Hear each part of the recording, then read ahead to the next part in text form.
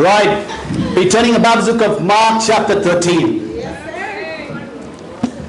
Mark chapter 13. We're going to have a two-part series. Today the first part, and the following Sunday is going to be the second part, because I feel there's much to learn about this passage that many kind of fail to understand what Jesus is saying or what is he addressing. So I think we need to spend a considerable amount of time on this passage. And the bell rings.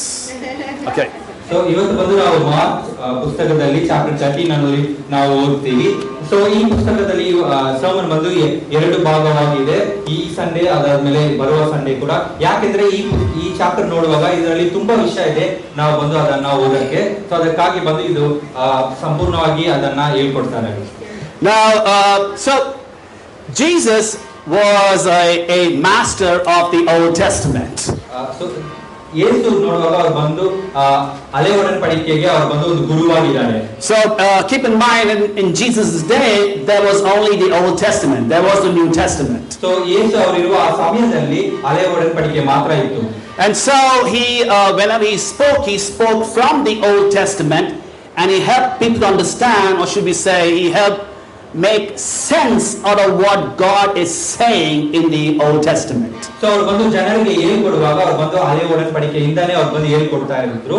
ಅದಾದ್ಮೇಲೆ ಅದು ಏನು ಅರ್ಥ ಅದನ್ನ ಅವರು ಅದರ ಬಗ್ಗೆ ಬಂದು ಅವರು ಹೇಳಿಕೊಡುವರಾಗಿದ್ರು. And so what I want to do is we're going to go to Mark chapter 13 and get to understand what is Jesus saying in this passage. So ಇವತ್ತು ಬಂದು ಮಾರ್ಕ್ ಪುಸ್ತಕದಲ್ಲಿ ಚಾಪ್ಟರ್ 13 ನಲ್ಲಿ ನಾವು ನೋಡ್ತೀವಿ ಇಲ್ಲಿ ಏನು ಬಂದು ಯೇಸು ಅವರು ಹೇಳಕ್ಕೆ ಬರ್ತಾ ಇದ್ದಾರೆ ಅಂತ.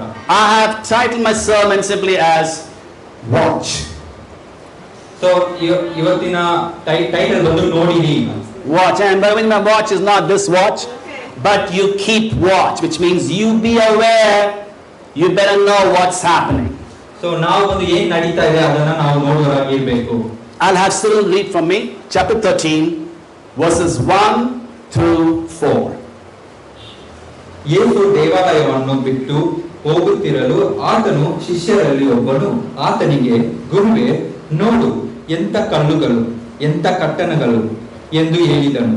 ಯೇಸು, ಈ ದೊಡ್ಡ ಕಟ್ಟಡಗಳನ್ನು ನೋಡುತ್ತೀಯೋ? ಇಲ್ಲಿ ಕಲ್ಲಿನ ಮೇಲೆ ಕಲ್ಲು ಉಳಿಯುವುದಿಲ್ಲ, ಎಲ್ಲ ಕೇಳಬಲ್ಲದು ಅಂದನು. ಬಳಿಗೆ ಆತನು ಎಣ್ಣೆ ಮರಗಳ ಗುಡದ ಮೇಲೆ ದೇವಾಲಯಕ್ಕೆ ಎದುರಾಗಿ ಕೂತಿದಾಗ ಪೇತ್ರ, ಯಾಕೋಬ, ಯೋಹಾನ, ಅಂದ್ರೆಯ ಇವರು, ಅದು ಯಾವಾಗ ಆಗುವುದು? ಅದೆಲ್ಲ ನೆರವೇರುವುದಕ್ಕಿರುವಾಗ ಯಾವ ಸೂಚನೆ ತೋರುವುದು? ನಮಗೆ ಹೇಳು ಎಂದು ಆತನನ್ನು ಪ್ರತ್ಯೇಕವಾಗಿ ಕೇಳಲು ಯೇಸು. Okay, till 4. All right, thank you. So Jesus was just leaving the temple, and his disciples were going, "Wow, Jesus, did you look at that temple?" So ಯೇಸು ಬಂದು ಅಲ್ಲಿ ಹೋಗುತ್ತಿರುವಾಗ ಅವರ ಜೊತೆಯಲ್ಲಿ ಇರುವ ಶಿಷ್ಯರು ಬಂದು ಯೇಸು ಈ ಟೆಂಪಲ್ ಅನ್ನು ನೋಡಿ, ದೇವಾಲಯವನ್ನು ನೋಡಿರಿ ಅಂತ ಹೇಳ್ತಾ ಇದ್ದಾರೆ. And said, "What massive stones!" So ಎಷ್ಟು ದೊಡ್ಡ ಕಲ್ಲುಗಳಿದು. And so to which Jesus goes, "Well, do you see all these great buildings? He says, not one stone here will be left on another. Everyone will be thrown down."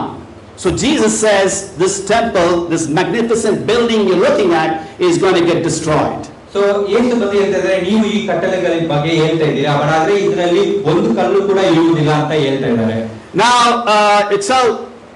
then we find here Jesus was sitting on the Mount of Olives, and his disciples come there, Peter, James, John, Andrew, and he goes, "Listen, can you tell us something?" So ಯೇಸು ಬಂದು ಮನೆ ಮೇಲೆ ಅವರು ಕೂತ್ಕೊಂಡಿರುವಾಗ ಅವಾಗ ಅವ್ರ ಶಿಷ್ಯರೆಲ್ಲ ಬಂದು ಕೇಳ್ತಾ ಇದ್ದಾರೆ, ಇದು ಬಗ್ಗೆ ನಮಗೆ ಹೇಳಿರಿ ಅಂತ ಹೇಳ್ತಾ ಇದ್ದಾರೆ. And they have a couple of questions. The first one they ask is, "Tell us, when will these things happen?" And the second one is, "What will be the sign that they are about to be fulfilled?" So ಅವರು ಎರಡು ಪ್ರಶ್ನೆಗಳು ಇಡ್ತಾರೆ. ಯಾವಾಗ ಇದೆಲ್ಲ ನಡೆಯುತ್ತೆ, ಅದಾದ್ಮೇಲೆ ಅದೆಲ್ಲ ನೆರವೇರಕ್ಕೆ ಯಾವ ಸೂಚನೆ ತೋರುವುದು ಅಂತ ಈ ಪ್ರಶ್ನೆಗಳನ್ನ ಕೇಳ್ತಾ ಇದ್ದಾರೆ. So they have two questions, and then Jesus, the rest of the chapter, Jesus goes ahead and explains what's going to happen and when this will take place. So ಮಿಕ್ಕಿರುವ ವಚನಗಳಲ್ಲಿ ಯೇಸು ಬಂದು ಅವರಿಗೆ ಹೇಳ್ತಾ ಇದ್ದಾರೆ ಏನೇನೆಲ್ಲ ನಡೆಯುತ್ತೆ ಅಂತ. I've got a book. I thought the best way to explain is to kind of go through this book and spell things out so it'll be easy for us to grasp. So ರಾಜಪ್ರಭು ಜೊತೆ ಒಂದು ಪುಸ್ತಕ ಇದೆ, ಆ ಪುಸ್ತಕದಲ್ಲಿ ಹೋಗಿ ಇದ್ರ ಬಗ್ಗೆ ಏನೇನು ನಡೆಯುತ್ತೆ ಅದ್ರ ಬಗ್ಗೆ ಅವರು ಬಂದು ಡೀಟೇಲ್ ಆಗಿ ಅವರು ಹೇಳ್ತಾರೆ. There is too much notes to kind of take down and explain. That's the reason. So ತುಂಬಾ ವಿಷಯಗಳು ಬರೆಯಕ್ಕಾಗುತ್ತೆ ಅದಕ್ಕಾಗಿ. So what you're going to read now in Mark chapter 13, or even if you go to Matthew 24, when you read those passages, or Luke 21, when you go through it, you get to understand that this was repeated at least 3 times in 3 different gospels. So ಈ ವಚನಗಳನ್ನು ನಾವು ಓದುವಾಗ ನಮಗೆ ಅರ್ಥ ಆಗುತ್ತೆ ಇದೇ ವಿಷಯಗಳು ಬಂದು 3 ಗಾಸ್ಪಲ್ ಆ ಪುಸ್ತಕದಲ್ಲಿ ಬಂದು ಬಂದಿದೆ ಅಂತ. Okay, so let me just go through certain passages in the book, and then when we read the passage, you kind of will get a clearer understanding. So ಇವಾಗ ರಾಜಪ್ರಭು ಬಂದು ಕೆಲವು ವಿಷಯಗಳನ್ನ ಓದ್ತಾರೆ, ಆವಾಗ ನಮಗೆ ಅರ್ಥ ಆಗುತ್ತೆ ಇದ್ರ ಬಗ್ಗೆ ಅಂತ. So now many believe that there's going to be a millennium period, which means a reign of Jesus for 1,000 years. So ತುಂಬಾ ಜನರು ನಂಬ್ತಾ ಇದ್ದಾರೆ ಓಕೆ ಯೇಸು ಬಂದು ಒಂದು 1000 ವರ್ಷಕ್ಕೆ ಅವರು ಬಂದು ಜನರ ಮೇಲೆ ಅವರು ಆಳ್ವಿಕೆ ಮಾಡ್ತಾರೆ ಅಂತ. So some say it will happen just before the tribulation begins, which means before the hard times and the persecution times there'll be a 1,000 years of Jesus' reign. ಕೆಲವರು ನಂಬ್ತಾರೆ ಓಕೆ ಕಷ್ಟಗಳು ಬರೋಕ್ಕೆ ಮುಂಚೆ ಯೇಸು ಬಂದು ಅವ್ರ ಜನರನ್ನ 1000 ವರ್ಷ ಆಳ್ತಾರೆ ಅಂತ. Some think that after 7 years there'll be a 1,000 years of Jesus' reign. ಕೆಲವರು ನಂಬ್ತಾರೆ ಓಕೆ ಒಂದು 7 ವರ್ಷ ಆದ್ಮೇಲೆ ಯೇಸು ಬಂದು ಅವ್ರ ಜನರನ್ನ ಆಳ್ತಾರೆ ಅಂತ. And some think that in between, so maybe after 3.5 years there'll be a 1,000 year of Jesus' reign. ಕೆಲವರು ನಂಬ್ತಾರೆ ಓಕೆ ಒಂದು 3 ವರ್ಷ ಆ ಮಧ್ಯದಲ್ಲಿ ಬಂದು ಯೇಸು ಅವ್ರ ಜನರನ್ನ ಆಳ್ತಾರೆ ಅಂತ. It depends on different school of teaching. So ಬೇರೆ ಬೇರೆ ಹೇಳ್ಕೊಡೋರು ಆ ಬಗ್ಗೆ ಇದು ಇದೆ. And so there'll be false messiah and wars. So ಕೆಲವರು ತಪ್ಪಾದ ಪ್ರವಾದಿಗಳು ಇರ್ತಾರೆ. So what am I talking about? I'm talking about the end times, how things are going to end. And he says there's going to be false messiahs. So ಕೊನೆಯ ಸಮಯದಲ್ಲಿ ಏನೇನು ನಡೆಯುತ್ತೆ ಅದ್ರ ಬಗ್ಗೆ ಮಾತಾಡ್ತಾ ಇದ್ದಾರೆ. There'll be famine and pestilence. So ಆವಾಗ ಬಂದು ಭೂಕಂಪದಲ್ಲಿ ಬರುಗಳು ಬರುವುದು. And then Jesus must return to the homeland, that is Israel. So ಆ ಸಮಯದಲ್ಲಿ ಯೇಸು ಬಂದು ಅವರು ಇಸ್ರೇಲ್ಗೆ ಬರ್ತಾರೆ. Okay? And now when this happens, the Jews must occupy the whole city of Jerusalem. So ಯೂದ ಜನರು ಅವರು ಬಂದು ಈ ಇಸ್ರೇಲನ್ನ ಅವರು ಸಂಪೂರ್ಣವಾಗಿ ಅವರು ಆಳ್ವಿಕೆ ಮಾಡ್ತಾರೆ. The Jews will rebuild the temple of God. ಅವರು ಬಂದು ದೇವರ ಆಲಯವನ್ನು ಕಟ್ಟುತ್ತಾರೆ. Where will they rebuild the temple of God? On the mountain of God. ಅವರು ಎಲ್ಲಿ ಇದನ್ನ ಕಟ್ತಾರೆ ಅಂದ್ರೆ ದೇವರ ಮಲೆ ಮೇಲೆ ಬಂದು ಅವರು ಬೆಟ್ಟದ ಮೇಲೆ ಬಂದು ಅವರು ದೇವರ ಆಲಯವನ್ನು ಕಟ್ತಾರೆ. And this has to take place in order for the abomination of desolation, which means a sacrifice they do with pig blood inside the temple, for it to take place. So ಇದೆಲ್ಲ ಅವರು ಬಲಿಗಳನ್ನ ಕೊಟ್ಟು ಆ ದೇವಾಲಯದಲ್ಲಿ ಅವರು ಮಾಡ್ತಾರೆ. And these things are prophesied in the book of Daniel chapter 9 and is there in Matthew 24. So ಈ ವಿಷಯ ಎಲ್ಲ ಬಂದು ಡ್ಯಾನಿಯಲ್ ಚಾಪ್ಟರ್ 9 ಅಲ್ಲಿ ಇದೆ, ಆಮೇಲೆ ಮ್ಯಾಥ್ಯೂ ಚಾಪ್ಟರ್ 27 ಇದರಲ್ಲಿ ಬರ್ತಿದೆ. So Matthew 24. Matthew 24. Okay, good. So it says, and the temple worship will start one more time and temple sacrifice will begin. So ಆವಾಗ ಬಂದು ದೇವಾಲಯ ಅದು ಆರಂಭವಾಗುತ್ತೆ, ಆವಾಗ ಬಂದು ದೇವರಿಗೆ ಅವರು ಬಲಿಯನ್ನು ಕೊಡ್ತಾರೆ. All right, and then there'll be an army that's going to be identified, that's going to come through history, and which is going to focus on the Soviet Union and the communist bloc countries. So ಆವಾಗ ಬಂದು ಈ ಆರ್ಮಿಗಳು ಅವರು ಬರ್ತಾರೆ, ಅವರು ಬಂದು ಇದನ್ನ ನಡೆಸ್ತಾರೆ. This is the army from the north approaching Jerusalem. So ಯೆರೂಸಲೇಮ್ ಮೇಲ್ಗಡೆಯಿಂದ ಅವ್ರ ಹತ್ರ ಅವ್ರು ಬರ್ತಾರೆ. And then it says the king of the south will join forces with the army of the north. So ಕೆಳಗಡೆ ಅದಾದ್ಮೇಲೆ ಇಸ್ರೇಲ್ಗೆ ಮೇಲೆ ಅದಾದ್ಮೇಲೆ ಕೆಳಗಡೆ ಇರುವ ಆ ಎಲ್ಲ ಆರ್ಮಿಗಳು ಅವರು ಒಟ್ಟಿಗೆ ಬರ್ತಾರೆ. Most people say the king of the south will be an Arab leader. So ಕೆಲವರು ಹೇಳ್ತಾರೆ ಓಕೆ ಆ ಕೆಳಗಡೆ ಆ ಸೌತ್ ಅಲ್ಲಿರುವ ಆ ರಾಜ ಬಂದು ಅವರು ಅರಬ್ ನಾಡ ಒಂದು ರಾಜವಾಗಿರ್ತಾರೆ. He's probably going to be headed from he's going to be headed by Egypt. Yeah, Egypt is going to back up this Arab. So ಅವ್ರಿಗೆ ಬಂದು ಈಜಿಪ್ಟ್ ಆ ಜನರು ಬಂದು ಅವ್ರಿಗೆ ಜೊತೆಯಲ್ಲಿ ಇರ್ತಾರೆ. And to the surprise of all, Israel defeats the army of the north. So ಎಲ್ಲರಿಗೂ ಆಶ್ಚರ್ಯವಾಗಿ Israel ಜನರು ಬಂದು ಅವ್ರ ಮೇಲ್ಗಡೆ ಆ ನಾರ್ತ್ ಅಲ್ಲಿ ಇರುವ ಜನರನ್ನ ಬಂದು ಅವ್ರ ಮೇಲೆ ಬಂದು ಅವ್ರಿಗೆ ನಾಶ ಮಾಡ್ತಾರೆ. And then comes the rapture. The rapture. Rapture is just a rapture. ಅದಾದ್ಮೇಲೆ rapture. We'll capture what is a rapture in a moment. Okay. And so what's going to happen? There's going to be a lot of schools will cease to exist. So ಆ ಸಮಯದಲ್ಲಿ ಒಂದು ಶಾಲೆಗಳು ಇರುವುದಿಲ್ಲ. Governments will be in a disarray. So wiped out. Government ಬಂದು ನಾಶವಾಗುತ್ತೆ. Those left behind will start a mad search for what is left and who has been taken up. So ಮಿಕ್ಕಿರುವ ಜನರು ಬಂದು okay ಏನ್ ನಡೀತದೆ ಇವರೆಲ್ಲ ಎಲ್ಲಿ ಹೋಗಿದ್ದಾರೆ ಅಂತ ಅವರು ನೋಡ್ತಾರೆ. And then immediately after the rapture a political figure will emerge. So ಈ rapture ಆದ್ಮೇಲೆ ಬಂದು ಒಂದು political leader ಅವರು ಬರ್ತಾರೆ. And he will promise to lead the whole world in another direction. ಅವರು ಬಂದು ಒಂದು ಸತ್ಯ ಕೊಡ್ತಾರೆ ಅವರು ಬಂದು ಲೋಕದಲ್ಲಿರುವ ಎಲ್ಲ ಜನರನ್ನ ಬಂದು ಅವರು ನಡೆಯುತ್ತಾರೆ ಅಂತ. And so all this will happen and in between the Antichrist will come. So ಈ ಸಮಯದಲ್ಲಿ ಬಂದು ಸೈತಾನ ಕೂಡ ಬರ್ತಾನೆ. And he will come and throw many more people into confusion. So ಅವನು ಬಂದಾದ್ಮೇಲೆ ಅವರು ಬಂದು ಇನ್ನೂ ತುಂಬಾ ಜನರಿಗೆ ಬಂದು ಅವನು ಒಂದು ಕನ್ಫ್ಯೂಷನ್ ಗೆ ಇಲ್ಲ ಒಂದು ಕೊಳಪಕ್ಕೆ ಬಂದ. And then after that there will be a great battle. ಅದಾದ್ಮೇಲೆ ಬಂದು ಒಂದು ದೊಡ್ಡ ಒಂದು ಯುದ್ಧ ನಡೆಯುತ್ತೆ. It says there's an army from the east army is going to be the soldiers from China. East army from China. Soldiers from China. China ದೇಶದಿಂದ ಒಂದು ಆರ್ಮಿಗಳು ಬರುತ್ತೆ. This final battle will be fought on the plains of Megiddo at a mountain called the Megiddo in Hebrew or Armageddon in English. And then we'll have Jesus and his army will defeat the Antichrist and his false prophet. Satan will be bound and the millennial kingdom of Jesus will begin on the earth. So ಈ ರಾಜ್ಯಗಳು ಇವ್ರಿಗೆ ವಿರೋಧವಾಗಿ ಬರುವಾಗ ಯೇಸು ಬಂದು ಅವ್ರ ಮೇಲೆ ಅವರು ಜಯ ಕೊಂಡು ಅವರನ್ನ ಜಯಿಸ್ತಾರೆ. Now, if you've been carefully following what I've been saying, so ನೀವು ಬಂದು ರಾಜಬ್ರು ಹೇಳುವ ಎಲ್ಲ ವಿಷಯವನ್ನು ಗಮನ ಕೊಟ್ಟು ಕೇಳಿದ್ರೆ, then after that passage which Cyril read, everything I said is just false, hocus pocus. So ರಾಜಬ್ರು ಇವಾಗ ಹೇಳೋದು ಎಲ್ಲ ವಿಷಯಗಳು ಬಂದು ಸುಳ್ಳಾಗಿದೆ. Don't you read or listen to some book and go, oh yeah, really armies coming from north, south and east. No, it's not. Because we've not read the Bible carefully. You're listening to stories and thinking, oh yeah, I know Bible says there'll be army. Oh yeah, China's coming, China's. Stop it. You have to be skilled in listening to God's word and not follow some book. So ನಾವು ಈ ವಿಷಯಗಳನ್ನ ನಾವು ನಂಬ್ತೀವಿ. Okay ಈ ಕಥೆಗಳು ಹೇಳ್ತಾ ಇದೆ ಈ ತರ ಚೈನಾದಿಂದ ಬರ್ತಾರೆ ಇಲ್ಲಿಂದ ಬರ್ತಾರೆ ಸೊ ಇದೇ ಬಂದು ಕೊನೆಯ ದೇಶದಲ್ಲಿ ನಡೆಯುತ್ತೆ ಅಂತ ನಾವು ಆ ಪುಸ್ತಕದಲ್ಲಿ ಹೇಳುವ ವಿಷಯಗಳನ್ನ ನಂಬ್ತೀವಿ. ಬಟ್ ಆದ್ರೆ ದೇವರ ವಾಕ್ಯ ಏನ್ ಹೇಳ್ತಾ ಇದೆ ಅದರ ಮೇಲೆ ಬಂದು ನಮಗೆ ನಂಬಿಕೆ ಇಲ್ಲ. A lot of people talk about the rapture.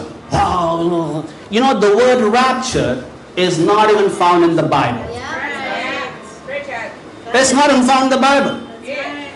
I mean, talk so much about the rapture. It's not there in the Bible. ತುಂಬಾ ಜನರು ಬಂದು ಈ rapture ಈ ಇದ್ರ ಬಗ್ಗೆ ಬಂದು ಅವರು ಮಾತಾಡ್ತಾರೆ. ಬಟ್ ಆದ್ರೆ ದೇವರ ವಾಕ್ಯದಲ್ಲಿ ನೋಡುವಾಗ ಆ ವಾಕ್ಯವನ್ನು ಇಲ್ಲ. Just like the word Lucifer is not there in the Bible. People always, Lucifer. It's not found in the Bible. It's a Latin word, not found in the Bible. So ಇದೇ ರೀತಿಯಲ್ಲಿ Lucifer ಈ ವಾಕ್ಯ ಕೂಡ ದೇವರ ವಾಕ್ಯದಲ್ಲಿ ಇಲ್ಲ. So now let's go ahead and I'll break down the scriptures and see what was Jesus saying and where are we getting things all mixed up in our heads because we're not paying careful attention to what the scripture is saying. So ನಾವು ಇವತ್ತು ನೋಡೋಣ okay ಯೇಸು ಬಂದ್ರು ಇಲ್ಲಿ ಏನ್ ಹೇಳಕ್ಕೆ ಅವರು ಬರ್ತಾ ಇದ್ದಾರೆ ಅಂತ. Now before I jump into it, let's just look at those two questions. that the disciples asked Jesus.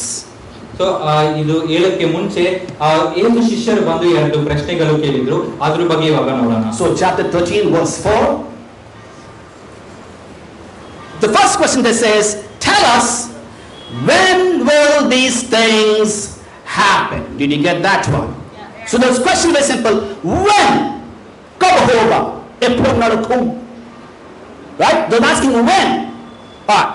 The second question they ask is, and what will be the sign that they are all about to be fulfilled? So there is a when, and then there is a what will happen. Now here's where the confusion is. When you start reading from 5 onwards, Jesus does not answer the first question first. He answers the second question first, which means he says, what will be the sign? And then later on, he answers when this will happen. Are you with me? Yeah. And so that's part of the confusion. And that was a style of answering questions. Now, it's not that, why is Jesus doing this? It's, we're not reading carefully. That's what it is. So take a look in verse 5. Take a look. So, Jesus said to them, says, watch out that no one deceives you. Now think about the answer. Watch out. Is he talking about when?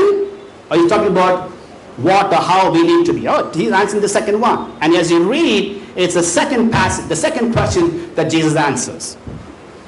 So ಇಲ್ಲಿ ಎರಡು ಪ್ರಶ್ನೆಗಳಿವೆ. ಅವ್ರು ಕೇಳ್ತಾ ಇದಾರೆ ಯಾವಾಗ ಇದು ನಡೆಯುತ್ತೆ, ಅದಾದ್ಮೇಲೆ ಇದು ನಡೆಯಕ್ಕೆ ಸೂಚನೆ ಏನು ಅಂತ ಅವ್ರು ಕೇಳ್ತಾ ಇದಾರೆ. ಬಟ್ ಆದ್ರೆ ಯೇಸು ಇದಕ್ಕೆ ನೋಡುವಾಗ ಅವ್ರು ಬಂದು ಎರಡನೇ ಪ್ರಶ್ನೆಗೆ ಮೊದಲನೇ ಬಂದು ಅವರು ಉತ್ತರ ಕೊಡ್ತಾ ಇದ್ದಾರೆ. ನಾವು ಕೇಳ್ಬೋದು ಯಾಕೆ ಬಂದು ಯೇಸು ಈ ತರ ಮಾಡ್ತಾ ಇದಾರೆ, ಅದರಲ್ಲಿ ಬಂದು ನಮ್ಗೆ ನಾವು ಯೋಚನೆ ಮಾಡಬಹುದು.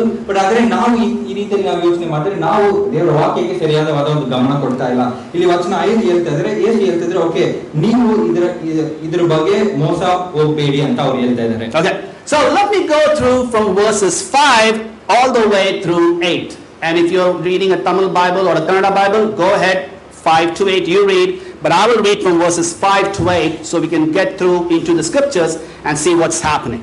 Now, Jesus said to them, watch out that no one deceives you. Many will come in my name claiming I am he, and will deceive many. When you hear of wars and rumors of war, do not be alarmed. Such things must happen, but the end is still to come. Nation will rise against nation, and kingdom against kingdom. There will be earthquakes in various places and famines. These are the beginning of birth pains.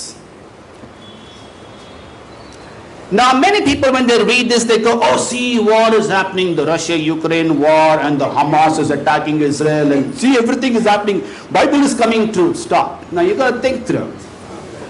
If you know even a teeny tiny bit of history, then we know there's always been wars. Arey yaar, what is new in this year? War has always been happening. What about earthquakes? Always been happening. Famines? Always been happening. Still happening. Nothing new under the sun. This has been happening. It's been going on for a very long time. Nothing new now.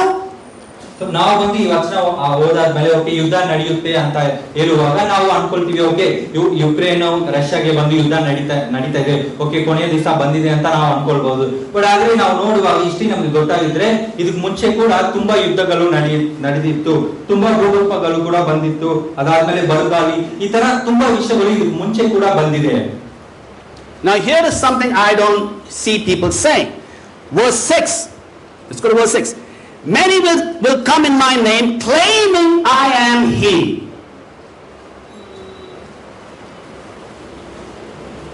Who is saying today, I am Jesus Christ? No one. Now why aren't we making that? People are claiming. Who is claiming? I have not come across anybody who claims I am Jesus Christ. Have you heard?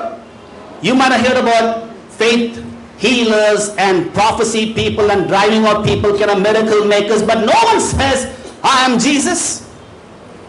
I have come to redeem. No one. So now you see we have a problem. Some part we are saying it's happening now, and this part we're like, don't say anything. Can't be that way. Now, if you read history, there were many before Jesus Christ who came and said, there were the Zionists, there were other people who wanted to liberate the Jews from the Romans. And you have books like Maccabees 1, Maccabees 2, history books, and that they tell you about how they revolted. They stood up saying that I'm going to make sure that Israel comes out. I'm going to make sure that Jews are going to be free. So, yeah, back in those days, there were people who took up that position of, I'm going to be the Messiah. I'm going to be the Savior for my people. Yeah. True 2,000 years ago, not true now. So ಆದರೆ ವಚನ 6 ನಾವು ನೋಡುವಾಗ ಯೇಸು ಹೇಳ್ತಾ ಇದ್ರು, okay ತುಂಬಾ ಜನರು ಬರ್ತಾರೆ, ನಾನೇ ಕ್ರಿಸ್ತನು ಅಂತ ಹೇಳ್ತಾರೆ ಅಂತ. ಬಟ್ ಆದ್ರೆ ಇವಾಗ ಅದು ನಾವು ನೋಡ್ತಾ ಇದೀವಿ, ಆ ರೀತಿಯಲ್ಲಿ ಯಾರು ಬರ್ತಾ ಇಲ್ಲ ಅಂತ. ಬಟ್ ಆದ್ರೆ ನಾವು ಓಕೆ ಯುದ್ಧ ನಡೀತಾ ಇದೆ, ಓಕೆ ಈ ವಿಷಯಗಳು ನಡೀತಾ ಇದೆ, ಬಟ್ ಆದ್ರೆ ಈ ವಿಷಯದಲ್ಲಿ ಯಾರು ಮುಂದೆ ಬಂದ್ಬಿಟ್ಟು ಓಕೆ ನಾನು ಕ್ರಿಸ್ತನು, ನಾನು ಬಂದು ನಿಮ್ಗೆ ರಕ್ಷಣೆ ಕೊಡ್ತೀನಿ ಅಂತ ನೋಡುವಾಗ ಯಾರು ಬಂದು ಇವಾಗ ತನಕ ಬರಲಿಲ್ಲ. ಬಟ್ ಆದ್ರೆ ಯೇಸು ಕ್ರಿಸ್ತು ಬರುವ ಮುಂಚೆ ನೋಡುವಾಗ ತುಂಬಾ ಜನರು ಬಂದ್ರು, ಓಕೆ ನಾನೇ ಬಂದು ಇಸ್ರೇಲ್ ಜನರಿಗೆ ಬಂದು ಈ ರೋಮನ್ಸ್ ಇಂದ ನಾನು ಅವ್ರಿಗೆ ಬಿಡುಗಡೆ ಕೊಡ್ತೀನಿ ಅಂತ ಹೇಳಿ ತುಂಬಾ ಜನರು ಬಂದ್ರು. ಬಟ್ ಆದ್ರೆ ಇವಾಗ ನೋಡುವಾಗ ಯಾರು ಬಂದು ನಾನೇ ಕ್ರಿಸ್ತನು ಅಂತ ಯಾರು ಬರಲಿಲ್ಲ. The next section we're going to look at is from verses 9 through 13. Okay, so again, if you're in the Kannada Bible, 9 to 13. Tamil Bible, 9 to 13. And the rest will follow me. So we're going to take we're going to go from 9 to 11 first, and then continue with 12 and 13. So let's go 9 through 11. So Jesus says, you must be on your guard. You will be handed over to the local councils and flogged in the synagogues. On account of me, you will stand before governors and kings as witnesses to them. And the gospel must first be preached to all nations. Whenever you are arrested and brought to trial, do not worry beforehand about what to say. Just say whatever is given you at the time. For it is not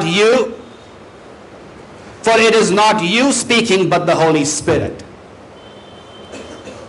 The key word here is, in verse 9, Jesus says, you. When Jesus says, you must be on your guard. Who is that? Me? You? Who is that you? See, the you is the guys who've been asking the question. Yeah. Who are the guys? Peter, James, John, Andrew asked him privately. There you go. Yes. So Jesus talking to these 4 guys at least, saying that you must be on your guard. The you is not you and me or anyone today, but those 4 guys. So ಇಲ್ಲಿ ಮುಖ್ಯವಾದ ವಿಷಯ ಏನಂದ್ರೆ ನಲ್ಲಿ ವಚನ ಹೇಳ್ತಾ ಇದ್ರೆ, ಆದರೆ ನಿಮ್ಮ ವಿಷಯದಲ್ಲಿ ನೋಡಿಕೊಳ್ಳಿರಿ ಅಂತ ಅವರು ಹೇಳ್ತಾ ಇದ್ರೆ.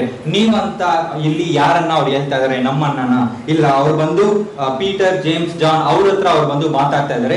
ಸೊ ಅವ್ರಿಗೆ ಬಂದು ಹೇಳ್ತಾ ಇದ್ರೆ, ಓಕೆ ನೀವು ನಿಮ್ ವಿಷಯದಲ್ಲಿ ನೋಡಿರಿ ಅಂತ ಹೇಳ್ತಾ ಇದಾರೆ. Now take a look. He says you'll be handed over to the local council and flogged. Did it happen to them? Yes. It says over here you'll stand before governors and kings as witnesses to them. Yeah. It happened to them. Okay, and the gospel, it says the gospel was preached first to all nations. Did they drive the gospel to all the nations? Yes, the known nation. There was no America at that time, so don't say it went to America also. No America. Okay, so we need to have a clarity on this one. Go ahead. So ಅವ್ರಿಗೆ ಹೇಳ್ತಾ ಇದ್ರೆ, okay ನೀವು ಬಂದು ಅಧಿಪತಿಗಳಿಗೆ ಮುಂಚೆ, ಅದಾದ್ಮೇಲೆ ಅರಸಗಳ ಮುಂಚೆ ಅವ್ರಿಗೆ ಬಂದು ಅವ್ರು ಸಾಕ್ಷಿ ಕೊಡಬೇಕಾಗಿದೆ. ಅದಾದ್ಮೇಲೆ ಎಲ್ಲಾ ಜನಾಂಗಕ್ಕೆ ಬಂದು ದೇವರ ಸುವಾರ್ತೆಯನ್ನ ಬಂದು ಅವ್ರಿಗೆ ಹೇಳ್ತಾ ಇದ್ದಾರೆ. ಈ ಎಲ್ಲಾ ವಿಷಯಗಳು ಬಂದು ನಡೆದಿದೆಯಾ ಅಂತ ಕೇಳುವಾಗ ಈ ಎಲ್ಲಾ ವಿಷಯಗಳು ನಡೆದಿದೆ. And then he says in the last in verse 11, he says, whatever is given at that time to you, for you speak whatever is given to you at that time, for it's not you speaking, but the Holy Spirit. The apostles were guided by the Holy Spirit. And Jesus goes, don't worry, you will be guided what to say. Let me remind you, this is for them. For us, we should be guided by the Holy Spirit as well as the Word of God. Can't just say whatever you want to say and go, Holy Spirit told me. Isn't it true? Because now we go, இல்ல கர்த்தர் வந்து எங்கட சொன்னாரு சின்ன பொய் சொல்லி இருப்போம். அது எப்படிப்பா கர்த்தர் வந்து சொல்றாங்க பொய் சொல்றதுக்கு? கர்த்தர் சொன்னாரு கொஞ்சம் சோம்பேறியா இருந்து. கர்த்தர் புது புது பாஷையில பேசுறாரு உங்ககிட்ட. No. You got to be careful again how you apply the scriptures. Okay, let's go ahead. 12 and 13. It says, brother will betray brother to death, and a father his child. Children will rebel against their parents and have them put to death.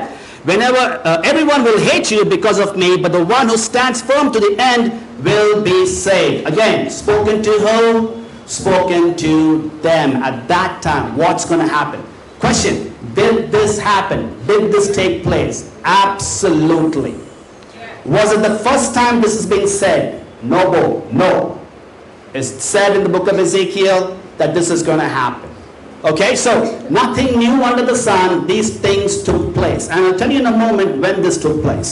So ಇಲ್ಲಿ ವಚನ 12:13 ನೋಡುವಾಗ ಅಣ್ಣ ಬಂದು ಅವ್ರ ತಮ್ಮಗ against ಆಗಿ ಆಗ್ತಾರೆ, ತಾಯಿ ತಂದೆಗೆ, ಮಕ್ಕಳು ಅವರು ತಂದೆಗೆ, ಈ ರೀತಿಯಲ್ಲಿ ಎಲ್ಲರೂ ವಿರೋಧವಾಗಿ ಅವರು ಹೋಗ್ತಾರೆ. ಅದಾದ್ಮೇಲೆ ಕೊನೆಯ ತನಕ ಯಾರು ಬಂದು ಅವರು ದೇವರ ವಾಕ್ಯವನ್ನು ಹಿಡಿತಾರೋ ಅವರೇ ರಕ್ಷಣೆ ಹೊಂದುತ್ತಾರೆ ಅಂತ ವಚನ ಹೇಳ್ತದೆ. ಸೊ ಈ ಎಲ್ಲ ವಿಷಯ ಬಂದು ನಡೆದಿದೆಯಾ ಅಂತ ಕೇಳುವಾಗ ಎಲ್ಲ ವಿಷಯ ನಡೆದಿದೆ. ಅದಾದ್ಮೇಲೆ ಈ ಸ್ಥಳದಲ್ಲಿ ಮೊದಲನೇ ಅವ್ರು ಹೇಳಿದಾರ ಅಂತ ಕೇಳುವಾಗ ಇಲ್ಲ, ಇದಕ್ಕೆ ಮುಂಚೆ ಎಸೆಕೆಲ್ ಬುಕ್ ನಲ್ಲಿ ಪುಸ್ತಕದಲ್ಲಿ ಈ ವಿಷಯಗಳು ನಡೆಯುತ್ತೆ ಅಂತ ಆಲ್ರೆಡಿ ಅದು ಬಂದು ಹೇಳಿದೆ. Verse 14. When you see the abomination that causes desolation standing where it does not belong, let the reader understand, then let those who are in Judea flee to the mountains. Now, we come across this little word there, the abomination that causes desolation. So ಇಲ್ಲಿ ನಾವು ನೋಡ್ತಾ ಇದ್ದೀವಿ ವಚನ 14 ಇದೆಲ್ಲದೆ ಹಾಳು ಮಾಡುವ ಅಸಹ್ಯ ವಸ್ತುವಿನಿಲ್ಲ ಬಾರದು ಸ್ಥಳದಲ್ಲಿ. You got it? 14. All right. Now, what is this? Well, Jesus was taking a passage, a scripture from the Old Testament, from the book of Daniel. So ಈ ವಾಕ್ಯ ಎಲ್ಲಿದೆ ಅಂತ ಕೇಳುವಾಗ ಇದು ಒಂದು ಡ್ಯಾನಿಯಲ್ ಪುಸ್ತಕದ ಹಳೆ ಒಡಂಬಡಿಕೆಯಿಂದ ಯೇಸು ಬಂದು ತಗೊಂಡ್ಬಿಟ್ಟು ಅವ್ರು ಹೇಳ್ತಾ ಇದ್ದಾರೆ. I will not go into detail today, but next Sunday. That's why I said we have 2 parts to this. So ಇದರ ಬಗ್ಗೆ ಬಂದು ಬರುವ ಸಂಡೇಲಿ ಅವ್ರು ಹೇಳ್ತಾರೆ. Now, here is proof number 1 of why these things are not going to happen now. So ಇದಕ್ಕೆ ಇದು ಮೊದಲನೇ ಸಾಕ್ಷಿಯಾಗಿದೆ ಯಾಕೆ ಬಂದು ಈ ವಿಷಯಗಳು ಈ ಸಮಯದಲ್ಲಿ ಅದು ನಡೆಯುವುದಿಲ್ಲ. In verse 14, on the latter half, you see here, it says, then let those who are in Judea flee to the mountains. Did you get that one? Yes. Which mountain should we flee? To the Himalayas? You see how specific Jesus is? He said, hey, by the way, who was in Judea? Almost all of them were in Judea. And so Jesus goes, listen, you better run when this happens. Now what is this? Hold on. When this happens, you better run. Run to the mountains, save yourself, because it's going to be really, really bad. The persecution that is coming. So ಯೇಸು ಬಂದು ಯೂದ ಜನಕ್ಕೆ ಹೇಳ್ತಾ ಇದ್ರು, ಅವ್ರು ಬಂದು ಈ ಅವ್ರ ಪಕ್ಕದಲ್ಲಿರುವ ಬೆಟ್ಟಕ್ಕೆ ಬಂದು ಅವರು ಓಡಿ ಹೋಗಲಿ ಅಂತ ಹೇಳ್ತಾ ಇದ್ರೆ. ಸೊ ಇದು ಬಂದು ನಮ್ಗೆ ಅಂತ ನಾವು ಅರ್ಥ ಮಾಡಿದ್ರೆ ನಾವು ಬಂದು ಯಾವ ಬೆಟ್ಟಕ್ಕೆ ಹೋಗ್ಬೇಕು, ಹಿಮಾಲಯ ಬೆಟ್ಟಕ್ಕೆ ನಾವು ಹೋಗ್ಬೇಕಾ? ಇಲ್ಲ. ಸೊ ಇದು ಬಂದು ಯೇಸು ಬಂದು ಆ ಯೂದ ಜನಕ್ಕೆ ಬಂದು ಅವ್ರು ಹೇಳ್ತಾ ಇದ್ರೆ, ಓಕೆ ಈ ವಿಷಯ ನಡೆಯುವಾಗ ನೀವು ಬಂದು ಆ ಬೆಟ್ಟಕ್ಕೆ ಓಡಿರಿ, ಯಾಕೆಂದ್ರೆ ಬರುವ ವಿಷಯ ಬಂದು ಅದು ತುಂಬಾ ಕಷ್ಟವಾಗಿರುತ್ತೆ ಅಂತ. So and then now we have from verses, we look into verses 15 all the way to 19. And Jesus is talking about don't waste time and don't get distracted. So ವಚನ 15 ಆದ್ಮೇಲೆ ಯೇಸು ಬಂದು ಅವ್ರಿಗೆ ಹೇಳ್ತಾ ಇದ್ರೆ, ಓಕೆ ನೀವು ಸಮಯವನ್ನ ಅದು ಬಂದು ನೀವು ವೇಸ್ಟ್ ಮಾಡಬೇಡಿ, ನೀವು ಬಂದು ನಿಮ್ ಗಮನ ಬೇರೆಕ್ಕೆ ಕೊಡಬೇಡಿ ಅಂತ ಹೇಳ್ತಾ ಇದ್ದಾರೆ. So let's have Cyril read for us 15 to 19 and then we're going to follow 15 to 19 Cyril in Kannada. ಮಾಳಿಗೆಯ ಮೇಲೆ ಇರುವವನು ತನ್ನ ಮನೆಯೊಳಗಿಂತ ಏನಾದರೂ ತೆಗೆದುಕೊಳ್ಳುವುದಕ್ಕೆ ಇಳಿಯದೆ ಹೊಲಕ್ಕೆ ಹೋಗದೆ ಹೋಳುದಲ್ಲಿ ಇರುವವನು ತನ್ನ ಹೊದಿಕೆಯನ್ನು ತೆಗೆದುಕೊಳ್ಳುವುದಕ್ಕೆ ಹಿಂತಿರುಗಿ ಬಾರದೆ ಓಡಿ ಹೋಗಲಿ. ಆದರೆ ಆ ದಿನಗಳಲ್ಲಿ ಬಸುರಿಯರಿಗೂ ಮೇಲೆ ಕೂಸಿರುವ ಹೆಂಗಸರಿಗೂ ಆಗುವ ಕಷ್ಟವನ್ನು ಏನು ಹೇಳಲಿ. ಆ ದಿವಸಗಳು ಸಂಕಟ ದಿವಸಗಳಾಗಿ ಇರುವುದರಿಂದ ಇದೆಲ್ಲ ಚಳಿಗಾಲದಲ್ಲಿ ಆಗಬಾರದೆಂದು ಪ್ರಾರ್ಥನೆ ಮಾಡಿರಿ. ಅಂತ ಸಂಕಟವು ದೇವರ ಮಾಡಿದ ಸೃಷ್ಟಿ ಮೊದಲುಗೊಂಡು ಇಂದಿನವರೆಗೂ ಆಗಲಿಲ್ಲ. So Jesus is saying, if you're on the rooftop, run. If you're in the field, run. Just run. Don't go back to take my things and go, it's going to be very bad. So ಇಲ್ಲಿ ವಚನ ಹೇಳ್ತಿದ್ರೆ, ನೀವು ಬಂದು ಮಾಳಿಗೆ ಮೇಲೆ ಇದ್ರೆ ನೀವು ಬಂದು ಓಡಿರಿ. ಓಕೆ, ನಾನು ಈ ವಿಷಯನ ತಗೊಳ್ಬೇಕು ಅಂತ ಇರಬಾರ್ದು, ನೀವು ಬಂದು ಅಲ್ಲಿಂದ ಓಡಿರಿ ಅಂತ ಹೇಳ್ತಾ ಇದ್ದಾರೆ.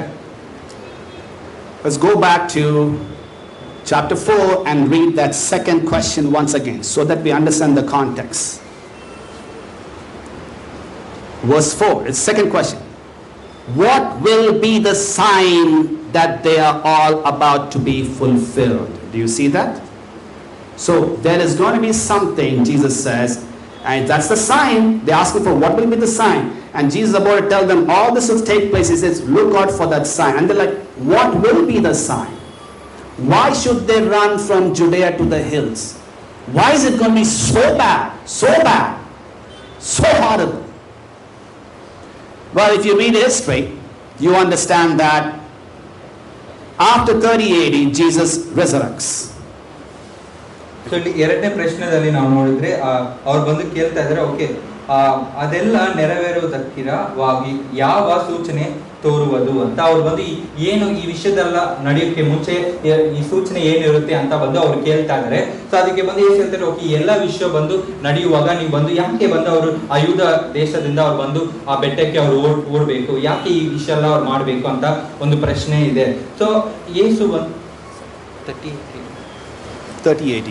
ಸೊ ಯೇಸು ಬಂದು ಅವರು ಮರಣ ಹೊಂದಿದ ಮೇಲೆ ಅವ್ರು ಬಂದು 38 AD ಬಂದು ಅವರು ತಿರ್ಗಾ ಅವರು ಪುನರುತ್ಥಾನ ಹೊಂದಿದ್ರು. From 30 AD to 70 AD, the Jews got about 40 years time, a grace period to figure out Old Testament and to figure out Jesus Christ. So 30 AD ಇಂದ 70 AD ಆ ವರ್ಷದೊಳಗಡೆ ಓಕೆ ಈ ಜನರಿಗೆ ಬಂದು ಒಂದು ಸಮಯ ಅವರು ಕೊಟ್ಟಿದ್ರು. ಓಕೆ, ಏನು ಈ ವಿಷಯಗಳು ಯಾಕೆ ಇದು ಬರ್ತಿದೆ ಅಂತ ಅವರು ನೋಡಕ್ಕೆ. And I believe when you're reading the book of Acts, you have to be very careful, because all we read is Peter was preaching, Paul is preaching, and things are happening, but you don't understand there might be Jews who would be taking a goat or a ram and going to the temple to sacrifice. A picture we don't often read in the scriptures. You have to be careful when you're reading the book of Acts. Not just careful, very careful. So there are a lot of things happening. And so as they are preaching, there are people going, oh, we believe God has given us the Old Testament. I'm going to be faithful and true and honest. I have sinned. I need to take my goat and go to the temple and sacrifice. Honest Jews were probably doing that. So ಅಪೊಸ್ತಲ ಬರೆದಿರುವ ಆ ಪುಸ್ತಕದಲ್ಲಿ ನಾವು ನೋಡುವಾಗ ಅವರು ಪೇದ್ರು ಬಂದು ಅವರು ದೇವರ ವಾಕ್ಯನ ಹೇಳ್ತಾ ಇದ್ದಾರೆ. ಆ ಸಮಯದಲ್ಲಿ ಬಂದು ನಿಜವಾಗಿಯೂ ಇರುವ ಆ ಯೂದ ಜನರು ಬಂದು ಓಕೆ, ಅವ್ರು ಏನಾದ್ರು ಪಾಪ ಮಾಡಿದ್ರೆ ಅವ್ರು ಏನ್ ಮಾಡ್ತಾರೆ, ಓಕೆ, ಅಲ್ಲಿರುವ ಪ್ರಾಣಿಗಳು ಓಕೆ ನಾನು ಮಾಡಿರುವ ಪಾಪಕ್ಕೆ ಬಂದು ನಾನು ಒಂದು ಪರಿಹಾರ ಮಾಡಬೇಕು ಅಂತ ಆ ಪ್ರಾಣಿಯನ್ನು ದೇವರ ಆಲಯಕ್ಕೆ ಬಂದು ಅವರು ಕರ್ಕೊಂಡು ಹೋಗಿ ಅವರು ಒಂದು ಬಲಿ ಕೊಡುವರಾಗಿದ್ರು.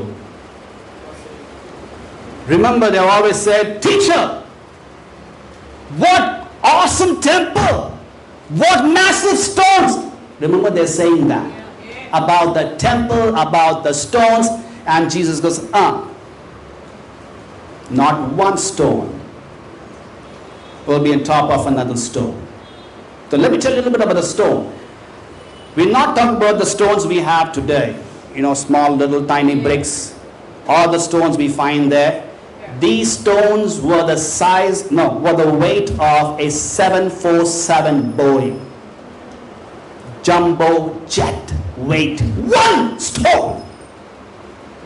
So it's not easy as to, I'll push it, it'll fall. Not easy at all. These were huge. And so, when Jesus said, not one stone on top of the other, they were just going, what? Impossible! Yeah. And that's what Jesus said. Nah, not one will be on top of the other. It's going to fall down. It's going to be broken. And so when did that take place? About 70 AD. Titus later becomes an emperor, but Titus goes in and he goes and destroys the temple. Gold, everything inside was burnt. It was said that gold just leaked out through the stones. That's how much gold was there in the temple. They looted it, they burnt it. 1 million Jews were killed inside. That's the warning Jesus is saying. Watch out. Don't stay in Jerusalem. Don't be thinking this is the temple, it will protect us. Run. Because it's going to be bad. So ಶಿಷ್ಯರು ಬಂದು ಯೇಸು ಹತ್ರ ಹೇಳ್ತಾ ಇದ್ರೆ, okay ಗುರುವೇ, ಇದು ಈ ಕಲ್ಲುಗಳನ್ನ ನೋಡಿರಿ ಎಷ್ಟು ಸುಂದರವಾಗಿದೆ, ಈ ಕಟ್ಟಡಗಳು ಎಷ್ಟು ಚೆನ್ನಾಗಿದೆ ಅಂತ ಅವ್ರು ಹೇಳುವಾಗ ಯೇಸು ಅವ್ರಿಗೆ ಬಂದು ಹೇಳ್ತಾ ಇದ್ದಾರೆ, ಈ ಒಂದು ಕಲ್ಲುಗಳು ಕೂಡ ಇಲ್ಲಿ ಇರುವುದಿಲ್ಲ ಅಂತ ಅವ್ರು ಹೇಳ್ತಾ ಇದ್ದಾರೆ. ಯಾಕೆ ಬಂದು ಯೇಸು ಈ ತರ ಹೇಳ್ತಾ ಇದ್ದಾರೆ? ಆ ಕಲ್ಲುಗಳು ನೋಡುವಾಗ, ಓಕೆ ನಾವು ಇವತ್ತು ನೋಡ್ತಾ ಇದೀವಲ್ಲ ಎಲ್ಲ ಚಿಕ್ಕ ಚಿಕ್ಕ ಕಲ್ಲುಗಳು, ಆ ರೀತಿಯಲ್ಲಿ ಇಲ್ಲ. ಅವತ್ತು ಬಂದು ಒಂದು ದೊಡ್ಡ ದೊಡ್ಡ ಕಲ್ಲುಗಳು ಬಂದಿತ್ತು. ಅದನ್ನ ಬಂದು ಅವರು ಇದು ಮಾಡಕ್ಕೆ ಅದು ಸುಲಭವಾಗಿ ಇರಲಿಲ್ಲ. ಬಟ್ ಆದ್ರೆ ಅವ್ರು ಈ ತರ ಹೇಳುವಾಗ ಶಿಷ್ಯರಿಗೆ ಬಂದು ಇದು ಬಂದು ನಡೆಯಕ್ಕೆ ಸಾಧ್ಯ ಇಲ್ಲ, ಅಷ್ಟು ಒಂದು ದೊಡ್ಡ ವಿಷಯವಾಗಿತ್ತು. ಬಟ್ ಆದ್ರೆ ಯೇಸು ಹೇಳ್ತಾ ಇದ್ರು, ಓಕೆ ಈ ಎಲ್ಲಾ ವಿಷಯವನ್ನು ಖಂಡಿತವಾಗಿ ನಡೆಯುತ್ತೆ ಅಂತ. ಸೊ ಟೈಟಸ್ ಎಂಬ ಒಂದು ಅಧಿಪತಿ ಬಂದು ಅವ್ರು ಬಂದು ಆ ದೇವರ ಆಲಯನ ಬಂದು ಅವರು ಸಂಪೂರ್ಣವಾಗಿ ಅವರು ಅದನ್ನ ನಾಶ ಮಾಡಿದ್ರು. ಅದಕ್ಕಾಗಿ ದೇವರು ಬಂದು ಹೇಳ್ತಾ ಇದ್ದಾರೆ, ಯೇಸು ಹೇಳ್ತಾ ಇದ್ರು, ಓಕೆ ನೀವು ಗಮನ ಕೊಡಿರಿ, ನೀವು ಚೆನ್ನಾಗಿ ನೋಡಿರಿ. ಈ ಸಮಯದಲ್ಲಿ ನೀವು ಬಂದು ಓಕೆ ಯೆರೂಸಲೇಮಲ್ಲಿ ಇರುವ ಈ ದೇವರ ಆಲಯ ಬಂದು ನನ್ನನ್ನ ಕಾಪಾಡುತ್ತೆ, ನನಗೆ ರಕ್ಷಣೆ ಕೊಡುತ್ತೆ ಅಂತ ನೀವು ನಂಬಬೇಡಿ. ನೀವು ಬಂದು ಇಲ್ಲಿಂದ ಓಡಬೇಕು ಅಂತ ಅಲ್ಲಿರುವ ಜನರಿಗೆ ಅವ್ರು ಹೇಳ್ತಾ ಇದ್ದಾರೆ. Here's another passage that causes confusion. Verse 24. 24 and 25. Let's take a look. But in those days, following that distress, the sun will be darkened, and the moon will not give its light. The stars will fall from the sky, and the heavenly bodies will be shaken. Now, when we read this, we think and go, sun is still there. Okay. Moon is still giving its light. Okay. Stars are not falling. Okay. All the heavenly bodies are there. Okay. So, we go, this has not happened. Okay. Not okay. Must know the Old Testament. If you don't know Old Testament, you're thinking this has not happened. If you have read the Old Testament, then you go, oh, it has happened. And happening again. You're like, bro, how is that? But the sun is... Yeah, it's a figure of speech. It means something. So ಈ ವಚನ ನೋಡುವಾಗ, ಸೂರ್ಯನು ಕತ್ತಲಾಗಿ ಹೋಗುವನು, ಚಂದ್ರನು ಬೆಳಕು ಕೊಡದೆ ಇರುವನು, ನಕ್ಷತ್ರಗಳು ಆಕಾಶದಿಂದ ಉದುರುತ್ತಿರುವವು, ಆಕಾಶದಲ್ಲಿ ಇರುವ ಶಕ್ತಿಗಳು ಕದಲುವವು. ಈ ವಾಕ್ಯವನ್ನ ನಾವು ಓದಾದ್ಮೇಲೆ, ಓಕೆ ಸೂರ್ಯ ಇನ್ನು ಅದು ಬೆಳಕು ಕೊಡ್ತಾ ಇದೆಯಾ, ಇಲ್ಲ ನಕ್ಷತ್ರ ಈ ರೀತಿಯಲ್ಲಿ ನಡೀತಾ ಇದೆಯಾ ಅಂತ ನಾವು ನೋಡುವಾಗ, ಇಲ್ಲ ಈ ಸಮಯದಲ್ಲಿ ಬಂದು ಈ ರೀತಿಯಲ್ಲಿ ಏನ್ ನಡೀತಿಲ್ಲ ಅಂತ ನಾವು ಅನ್ಕೊಂಡು, ಓಕೆ ಇದು ಇನ್ನೂ ಆಗಲಿಲ್ಲ ಅಂತ ನಾವು ಅನ್ಕೊಳ್ತೀವಿ. ಬಟ್ ಆದ್ರೆ ನಮ್ಗೆ ಬಂದು ಹಳೆ ಒಡன்பಡಿಕೆಯಲ್ಲಿ ನೋಡುವಾಗ ಇದು ಮುಂಚೆನೆ ಈ ರೀತಿಯಲ್ಲಿ ಆಲ್ರೆಡಿ ಅದು ನಡೆದಿದೆ. ಇವಾಗ ಕೂಡ ಕೆಲವು ಸಮಯ ಆ ರೀತಿಯಲ್ಲಿ ಅದು ನಡೀತಾ ಇದೆ. Ezekiel chapter 32. Let's go there. Ezekiel chapter 32.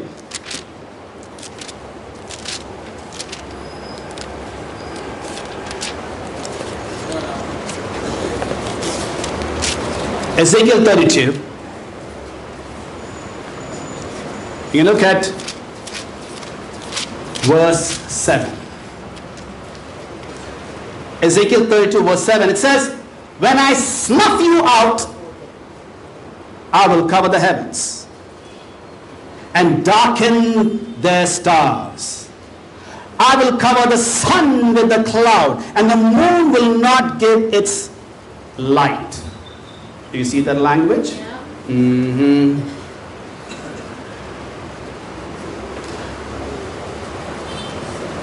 So Ezekiel 32:7. 32 verses 7. Verse 7. Verse 7. ನಾನು ನಿನ್ನ ಬೆಳಕನ್ನು ನಂದಿಸುವಾಗ ಆಕಾಶಕ್ಕೆ ಮುಸುಕು ಹಾಕಿ ಅಲ್ಲಿನ ನಕ್ಷತ್ರಗಳನ್ನು ಮಂಕು ಮಾಡಿ ಸೂರ್ಯನನ್ನು ಮೋಡದಿಂದ ಮುಚ್ಚಿಬಿಡುವೆನು, ಚಂದ್ರನು ಪ್ರಕಾಶಿಸನು. ಸೊ ಈ ವಿಷಯ ನೋಡುವಾಗ ಇದು ಮುಂಚೆನೆ ಇದು ನಡೀತಾ ಇದೆ. ಸೊ ಇಲ್ಲಿ ಇವರು ಏನ್ ಹೇಳ್ತಾ ಇದ್ರು ಅಂದ್ರೆ, ಓಕೆ ಈ ವಾಕ್ಯಕ್ಕೆ ಇದೇ ಅರ್ಥ ಅಲ್ಲ, ಇದಕ್ಕೆ ಬಂದು ಬೇರೆ ಒಂದು ಸಂಬಂಧ ಇದೆ. Now the key to understand this is the beginning of that verse 7. God says, when I snuff you out. Who is that you? Is it you and me? No. He's talking to someone. Not you, not me. Alright, so whom is he talking to? Good. Chapter 32 verse 1. In the 12th year, in the 12th month of the first day, the word of the Lord came to me. Verse 2. Son of man, take up a lament concerning Pharaoh, king of Egypt, and say to him. So God was talking to who? God was talking to Pharaoh. I will snuff you out is who? I will snuff out Pharaoh. Now if you read further, it talks about, it says things like, on the day of your downfall, each of them will tremble every moment of their life. You know that, okay, this has happened. Did Pharaoh go out of the picture? Yes. Did Egypt go out of the picture? Yes. Now remember, Egypt was very, very powerful kingdom. And God said, I'm going to bring it down. So, coming back, what is the sun becoming darkened and the stars going out of phase and this moon becoming?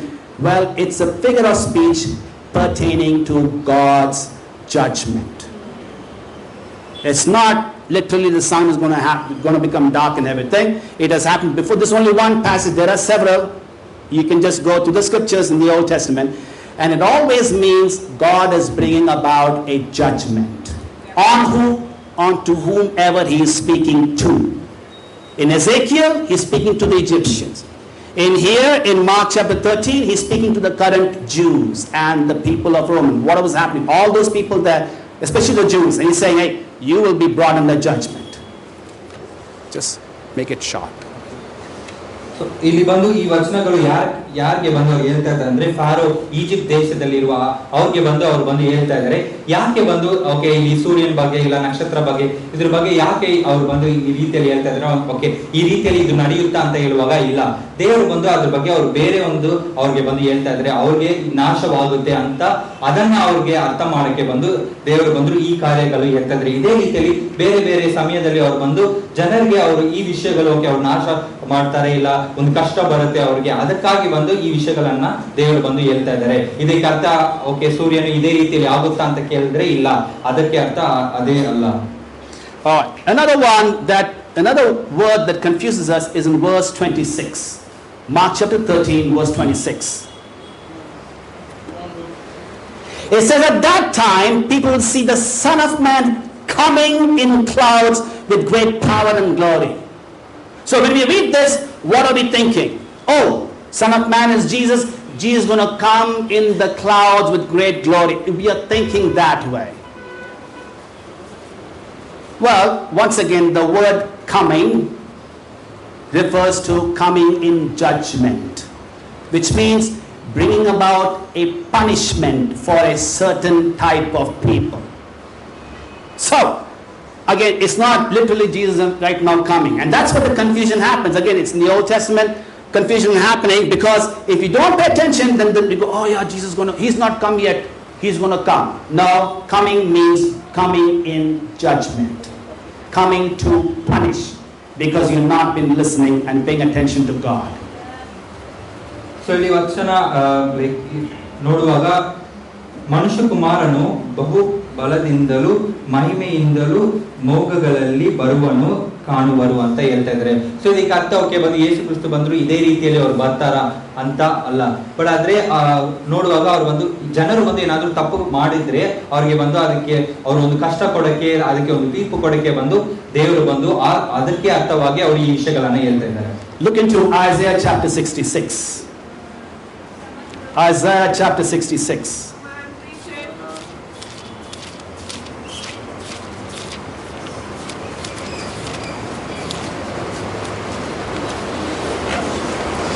Isaiah 66 verses 15 and 16, it says, "See, the Lord is coming with fire, and his chariots are like a whirlwind. He will bring down his anger with fury, and his rebuke with flames of fire. For with fire and with sword the Lord will execute judgment on all people, and many will be those slain by the Lord." Coming. Once again, see. The Lord is coming with fire. So you once again you see, when you see the word coming, it's got to do with coming what? For what? To judge, to bring fire, to bring judgment. Again, by the way, the word fire has to do with judgment. So bear in mind, when you read fire in the New Testament, you be very, very careful. Not everywhere you see fire means, oh, the Holy Spirit is coming with fire. You've got to be very careful. That fire could actually mean God bringing about judgment. In fact, most of the time you see fire in the New Testament has got to do with judgment, where the fire will never go out. Yeah. Judgment. So it's most of the time is judgment. Very rarely, and you be careful, is it to do with the Holy Spirit, things of that sort. So you be careful when you're reading your Bible. So ಇಲ್ಲಿ ಐಸೆಯ ಪುಸ್ತಕದಲ್ಲಿ chapter 66 versus 15 ಅಲ್ಲಿ ನೋಡುವಾಗ ಇಲ್ಲಿ ಬಂದು okay ಬೆಂಕಿಯಿಂದ ದೇವರು ಬರ್ತಾ ಇದ್ದಾರೆ ಅಂತ ಹೇಳ್ತಾ ಇದ್ದಾರೆ. ಯಾಕೆ ಬಂದು ಅವ್ರು ಈ ರೀತಿಯಲ್ಲಿ ಬರ್ತಾ ಇದ್ದಾರೆ ಅಂದ್ರೆ ಇವ್ರಿಗೆ ಒಂದು ನ್ಯಾಯ ತೀರ್ಪನ್ನು ಕೊಡಕ್ಕೆ. ಸೊ ಅದಕ್ಕಾಗಿ ಬಂದು ಅವ್ರು ಬರ್ತಾ ಇದ್ದಾರೆ. ಓಕೆ ಬೆಂಕಿಗೆ ಅರ್ಥ ಇದು ಲೈಕ್ ಅವರು ನ್ಯಾಯ ತೀರ್ಪನ್ನು ಕೊಡಕ್ಕೆ ಬಂದು ಅವ್ರು ಬರ್ತಾ ಇದ್ದಾರೆ. ಅದೇ ಬಂದು ಹಳೆ ಒಡன்பಡಿಕೆಯಲ್ಲಿ ಅವರು ಹೇಳ್ತಾ ಇರುವಾಗ ಆ ನ್ಯಾಯ ತೀರ್ಪು ಕೊಡಕ್ಕೇನೆ ಅವ್ರು ಬಂದು ಈ ವಿಷಯಗಳನ್ನ ಮಾಡ್ತಾ ಇದ್ದಾರೆ. Let's go back to Mark chapter 13. I hope you're able to figure these things out. All right, Mark chapter 13. He goes ahead and talks about a lesson from the fig tree.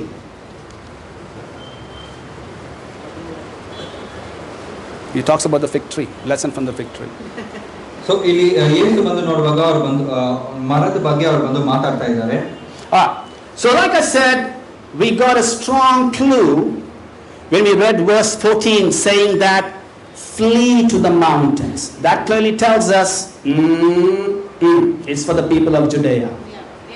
Here's the second clue that it is not current today, 2024 happening kind of thing, but it's an old thing. Is look into verses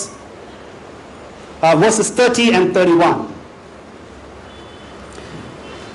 Mark chapter 13, 30 and 31. It says, "Truly I tell you, this generation will certainly not pass away until all these things have happened. Heaven and earth will pass away, but my words will never pass away." So Jesus clearly says, this generation will certainly not pass away. Which generation? This generation? No. Nah. That generation. That 2,000 years old generation. That generation that sat at Jesus' feet and heard all the words of Christ. That generation. Those people. So it says, those people, a generation generally was about 40 years. And then the next generation starts. Surely not 400 years. Definitely not 2,000 years. We are that generation, brother. No, brother. You are wrong, brother. We are not that generation, brother. Okay, so this generation will certainly not pass away. So in other words, what Jesus is saying is, hey, you guys are listening? Before you die, before you move on, it's going to happen in your lifetime. Your lifetime. It's going to happen now. And he clearly says, heaven and earth will pass away, but my words will never pass away. Which means Jesus better not be lying. He says it's going to happen now. in your lifetime it's going to happen. Within 40 years or so. And it happened. That's when the Jerusalem temple was kind of destroyed and everything. So ವಚನ 30 ಹೇಳ್ತಾ ಇದ್ರೆ, ಇದೆಲ್ಲ ಆಗುವ ತನಕ ಈ ಸಂತತಿಯು ಅಲಿದು ಹೋಗುವುದೇ ಇಲ್ಲವೆಂದು ನಿಮಗೆ ಸತ್ಯವಾಗಿ ಹೇಳುತ್ತೇನೆ. ಭೂಮಾಯಾಕಾಶಗಳು ಅಲಿದು ಹೋಗುವವು, ಆದರೆ ನನ್ನ ಮಾತುಗಳು ಅಲಿದು ಹೋಗುವುದು ಇಲ್ಲ ಅಂತ ಯೇಸು ಬಂದು ಹೇಳ್ತಾ ಇದ್ದಾರೆ. ಓಕೆ, ಇಲ್ಲಿ ಬಂದು ಇವ್ರು ಯಾರಿಗೆ ಬಂದು ಇದು ಹೇಳ್ತಾ ಇದ್ದಾರೆ? ಇವಾಗ ನಾವು ಓದ್ತಾ ಇದೀವಿ ನಮಗೋಸ್ಕರನ? ಇಲ್ಲ, ಆ ಸಮಯದಲ್ಲಿರುವ ಆ ಜನರಿಗೆ ಬಂದು ಅವ್ರು ಹೇಳ್ತಾ ಇದ್ರೆ, ನೀವಿರುವ ಈ ಸಂತತಿ ಬಂದು ಇದು ಅಲಿದು ಹೋಗುವ ಮುಂಚೆನೆ ಈ ಎಲ್ಲಾ ವಿಷಯಗಳು ಬಂದು ನಡೆಯುತ್ತೆ. ಅದಾದ್ಮೇಲೆ ಅವ್ರು ಹೇಳ್ತಾ ಇದ್ರೆ, ಭೂಮಾಕಾಶಗಳು ಅಲಿದು ಹೋಗುತ್ತೆ, ಬಟ್ ಆದ್ರೆ ದೇವರ ವಾಕ್ಯ ಬಂದು ಅದು ಅಲಿದು ಹೋಗುವುದಿಲ್ಲ, ಅದು ಖಂಡಿತವಾಗಿ ನಡೆಯುತ್ತೆ. ಆ ಸಮಯದಲ್ಲಿ ಬಂದು ಈ ವಿಷಯಗಳು ನಡೆದಿತ್ತು. We go back to our first question. Tell us, when will these things happen? So the disciples are asking, when will it happen? To that Jesus answers, verse 32. But about that day or hour, no one knows, obviously. Jesus is not saying after 40 years it will happen. Because no, I'm not giving you the answer. I'm not telling you when it's going to happen. I believe God is a God who gives us time to change. When are you going to die? I don't know. I'm still to see a so-called people who do prophecy to come and say when someone is going to die. You can't. So Jesus says, not telling you when this is going to happen. We know today it happened after 40 years. Today we know. But they at that time did not know. So ಇಲ್ಲಿ ಆ ಮೊದಲನೇ ಪ್ರಶ್ನೆ ಏನಂತ ಅವ್ರು ಕೇಳುವಾಗ, ಯಾವಾಗ ಇದೆಲ್ಲ ನಡೆಯುತ್ತೆ ಅಂತ ಕೇಳುವಾಗ, ಅದಕ್ಕೆ ಯೇಸು ಬಂದು ಉತ್ತರವಾಗಿ ಹೇಳ್ತಾ ಇದ್ದಾರೆ, ಆ ಸಮಯವನ್ನು ಯೇಸು ಬಂದು ಹೇಳ್ತಾ ಇಲ್ಲ. ಯಾಕೆ ಬಂದು ಅವ್ರು ಹೇಳ್ತಾ ಇಲ್ಲ ಅಂತ ನೋಡುವಾಗ, ಅವರು ಯಾವಾಗಲೂ ಜನರಿಗೆ ಬಂದು ಅವರು ಬದಲಾವಣೆ ಮಾಡಕ್ಕೆ ಯೇಸು ಬಂದು ಸಮಯವನ್ನು ಕೊಡ್ತಾ ಇದ್ದಾರೆ. ನಮ್ಗೆ ಇವಾಗ ಗೊತ್ತು, ಓಕೆ 40 ವರ್ಷ ಆದ್ಮೇಲೆ ಈ ಎಲ್ಲಾ ವಿಷಯ ನಡೆಯಿತು, ಬಟ್ ಆದ್ರೆ ಅಲ್ಲಿರುವ ಜನರಿಗೆ ಬಂದು ಓಕೆ ಇದು ಯಾವಾಗ ನಡೆಯುತ್ತೆ ಅಂತ ಅವ್ರಿಗೆ ಗೊತ್ತಾಗ್ಲಿಲ್ಲ. The answer Jesus gives is from verses 33 to the end of the chapter. He says, be on your guard, be alert. You do not know when that time will come. It's like a man going away. He leaves his house and puts his servant in charge, each with their assigned tasks, and tells the one at the door to keep watch. Therefore keep watch, because you do not know when the owner of the house will come back, whether in the evening or at midnight, or when the rooster crows, or at dawn. If he comes suddenly, do not let him find you sleeping. What I say to you, I say to everyone, watch. And so, Jesus is making it very clear. He said, listen, you're asking me something which I cannot just reveal. Only God knows about that. Even the angels don't know. And he said, listen, you be on your guard and you watch out. You be alert. You pay attention to what I have said. Now what that means is we got to pay attention to what Jesus said. We got to pay attention to the Bible. We got to go, okay, what does the Bible teach? So ಇಲ್ಲಿ ಯೇಸು ಬಂದು ಅವ್ರಿಗೆ ಆ ಪ್ರಶ್ನೆಗೆ ಅವ್ರು ಉತ್ತರ ಕೊಡ್ತಾ ಇದ್ದಾರೆ, ನೀವು ಬಂದು ಗಮನ ಕೊಡಿರಿ, ನೀವು ಬಂದು ನೋಡಿರಿ ಯಾವಾಗ ಇದೆಲ್ಲ ನಡೆಯುತ್ತೆ, ನೀವು ಬಂದು ಓಕೆ ದೇವರ ವಾಕ್ಯ ಏನಂತ ಹೇಳ್ತಾ ಇದೆ ಅದಕ್ಕೆ ಬಂದು ಗಮನ ಕೊಡಬೇಕು ಅಂತ ಹೇಳ್ತಾ ಇದ್ದಾರೆ. ಸೊ ನಮ್ಗೆ ಕೂಡ ಗೊತ್ತು, ಓಕೆ ನಮ್ಗೆ ದೇವರ ವಾಕ್ಯ ಗೊತ್ತಾಗಿದೆ, ಸೊ ನಾವು ಬಂದು ಅದಕ್ಕೆ ಗಮನ ಕೊಟ್ಟು ನಾವು ಅದನ್ನ ನೋಡೋರಾಗಿರ್ಬೇಕು. I want to close it up with probably one of the most controversial passages found in the book of Mark. So ಇದು ಕೊನೆಯದಾಗಿ ಇದು ಮುಗಿಸಕ್ಕೆ ದೇವರ ವಾಕ್ಯವನ್ನು ಅವರು ಹೇಳ್ತಾರೆ. What a chaos it is when people turn to Mark chapter 16. Let's go there.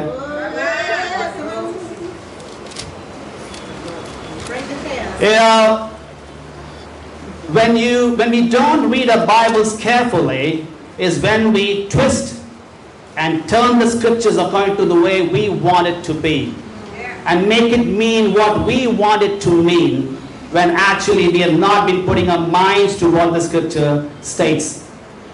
So so ನಾವು ದೇವರ ವಾಕ್ಯಕ್ಕೆ ಗಮನ ಕೊಡಿರುವಾಗ ಆ ಸಮಯದಲ್ಲಿ ನಮಗೆ ಬಂದು ಈ ವಾಕ್ಯ ಏನಾಗಿರ್ಬೇಕು ಅಂತ ನಾವು ಅನ್ಕೊಳ್ತೀವಿ, ಅದೇ ರೀತಿಯಲ್ಲಿ ಆ ವಾಕ್ಯವನ್ನ ನಾವು ಬದಲಾವಣೆ ಮಾಡ್ತೀವಿ. Alright. Mark chapter 16. We're going to look into verses 17 and 18. Mark 16, 17 and 18. Very easy to remember. 16, 17, 18. Very much lot of controversy on this one. So see, we got to deal with the controversial scriptures, otherwise we'll be in a soup. So let's go ahead and let's read it. This is Jesus speaking, and he says in 17, and these signs will accompany those who believe. In my name, they will drive out demons. They will speak in new tongues. They will pick up snakes with their hands, and when they drink deadly poison, it will not hurt them at all. They will place their hands on sick people and they will get well. Brother, this is happening today. It is happening in my church. You don't know Pastor XYZ. Pastor Chatterjee does it in my church. Joshua Chatterjee. Have you met him? No, I've not. Joshua Chatterjee. Oh, what a powerful person. How he drives out the demons. How he prophecies. All right. I'm sure Pastor Joshua Chatterjee is getting his conviction from the scriptures. Let's dig in the scriptures and say what the scriptures are teaching. And God has given us a mind to apply to the scriptures. Many of you believe blind faith. Wrong. Stop being blind. Open your eyes and start reading the scriptures carefully. None of the blind, if the Bible says I blindly believe, stop blindly believing. It's making you blind. Stop believing blindly. Jesus never taught that one. True faith comes when you question the scriptures. Okay, so we're going to jump in. No translation. We're going to jump in now and see what it says. So, what is it saying? It's saying, well, if they believe, isn't it what it says? It says these signs will accompany those who believe. So if you believe, it says, number one, they will drive out demons. Number two, they'll speak in new tongues. Number three, they'll pick up snakes with their hands. Number four, they will drink deadly poison and it will not hurt them at all. Number five, they will place their hands on sick people and they will get well. 5 things. I do issue. First of all, I want you to look at the scripture and say, is it 1 out of 5, 2 out of 5, 3 out of 5, or is it a 5 in 1 package? Read the scriptures. Is it that one person is getting one of these gifts, or one person is getting 2 of them, or everyone is getting all of them? Take a look. Verse 17. Look at it again. It says, these signs will accompany those who believe. Do you see that one? By the reading, it tells you it's not you will get one of the signs, it means you'll get all of them. It's the whole package. All 5, you will get them. Translate that part. So ಇಲ್ಲಿ ಈ ವಚನ ನಾವು ಓದುವಾಗ ಇಲ್ಲಿ ಬಂದು ಈ ವಿಷಯದಲ್ಲಿ ಬಂದು 1ರಲ್ಲಿ 5ರಲ್ಲಿ ಒಂದು ವಿಷಯ ನಡಿಬೇಕಾ, ಇಲ್ಲ 5ರಲ್ಲಿ ಎಲ್ಲಾ ವಿಷಯವೂ ನಡಿಬೇಕಾ? So, secondly, if I'm reading right and if you're reading it right, it says all the person has to do is to just believe. If they believe, then they will get this. So ಇಲ್ಲಿ ಬಂದು ಅವರು ಈ ವಿಷಯದಲ್ಲಿ ನಡೆಯಕ್ಕೆ ಅವ್ರು ಏನ್ ಮಾಡ್ಬೇಕು? ಅವ್ರು ಬಂದು ನಂಬ್ತಾ ಇರಬೇಕು. All right. Let's take any believer and go, can you drive out demons?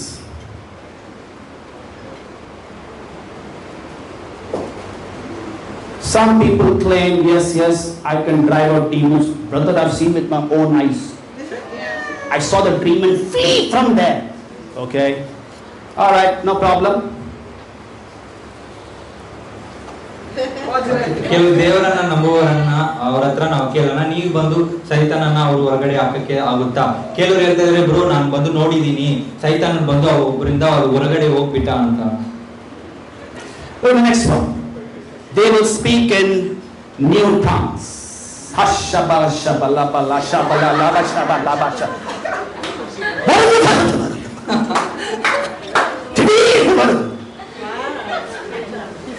So, okay, anybody can fake this. I'll fake it, and you won't even know I'm speaking in tongues.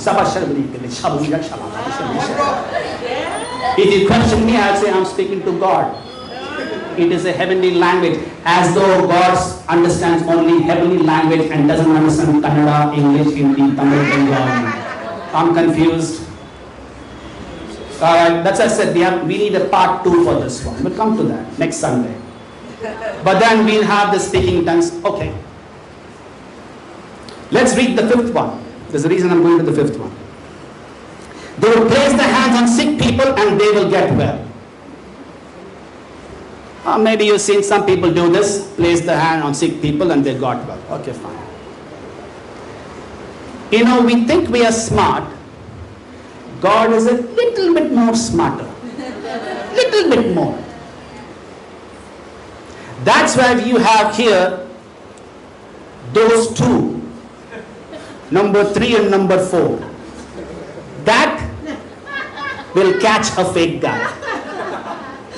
So, 1, 2 and 5 you can escape, but 3 and 4, oh, it's going to get you. What is 3? Take a look. It says they will pick up snakes with their hands. All right. Whoever this great Joshua Chatterjee is, can he pick up a viper? Or a king cobra from the jungle, not the tamed one. You know how you take out the vicious poison and everything? Now the real one. Can you pick up a snake? Now we go, brother, we should not tempt the Lord. Stop. Read the verse. They will pick up snakes. Not if they pick up snakes. It says they will pick up snakes. Which means boldly they will catch the king cobra. Yeah. Boldly they will get the viper and bring it to their face like that. They are sure they will not die. You see, that's how you catch crooked Joshua Chatterjee. Now look at another one. Number 4. And when they drink deadly poison, it will not hurt them at all. Again, it is not if you drink poison by mistake. No, by mistake. When they drink. Is that poison, brother? Yes, brother, give it to me. When they drink, it will not hurt them at all. Not after they drink. Take me to the emergency hospital. No hospital. No, say, the Lord is not hearing my prayer. No, stop. When you drink, it will not hurt you at all. I'm ready with the poison bottle in my hand. Is Pastor Joshua Chatterjee ready? To drink deadly poison? Come on. God gives us scriptures. We don't read them carefully. That's right. Preach it. So the catch is always 3 and 4. Is where you can catch the fake pastors, fake preachers and go, okay, why don't you do that one? I've still not come across any pastor who says, give me King Cobra. No problem. Yeah, no problem. I've not seen that. I've seen some gods do that one. But not a pastor or a preacher. Here's one. Oh, deadly. Cyanide? Oh, I love cyanide. It's my favorite. Good. Oh, whoa. It's sweet. No, it's sour. No, it's salty. No, it's sweet. Nah. I've not seen anyone do that one. Other things you can face. You can fake it. I heal you in the name of Jesus. Fake stuff. Want to do some real healing? Let's go to St. John's Hospital. Do some real healing. Brother, they don't have faith, brother. No, brother. You don't have faith because you are fake. It's not a faith matter, it's a fake matter. That's what it is. And so, you got to, we read this passage, you got to go, okay, God has given this to me, I get it. Now, how do we put it together? Because it says the believer will have this. And yet, we have thousands and millions of believers who don't have it. Who don't have any of them. Let's put it together. Jesus is talking to the apostles, and he says, if any of you believe, so probably this passage is not for all believers, but for the apostles if they believe. Does that make sense? Yes. It's not for every common believer. It's for these apostles. So the believer, for those who believe, the belief is for the apostles. It's for them. Not for you, me, us. Sorry. Not that. And you can try King Cobra if you want. But it's not going to work. And so I hope we get to understand. So when you read the passage, you got to go, well, that's really not happening today. And you got to make the adjustment in your mind. Okay, for anyone who believes, okay, apostles, okay, must be the apostles. Yes, it is. The apostles had it. They really had it. They could drink poison and they would not die. Snake bites, no problem. They could do such things. And so, in conclusion, I want to think about it. I hope we take the scriptures to heart and go, we want to understand what Jesus is saying. And see, today, if you come across all these fake preachers, Joshua Chatterjee kind of people who are saying, I can do this, I can do that, you got to go, can you do number 3? Can you do number 4?